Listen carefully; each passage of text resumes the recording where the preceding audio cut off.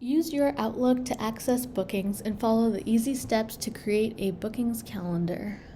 You can have multiple depending on the different groups in your organization. Name it and add staff accordingly. You can decide who you want to have access to the bookings page. Once you've created it, there are two views for it: Organizer View and Attendee View. In Organizer View, you will see all the members in your group schedule and be able to manage it. You can create bookings on your end, change availability, add time off, etc.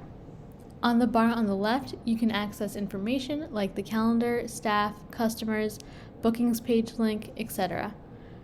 Whoever has the bookings page link can access the attendee view and create an appointment.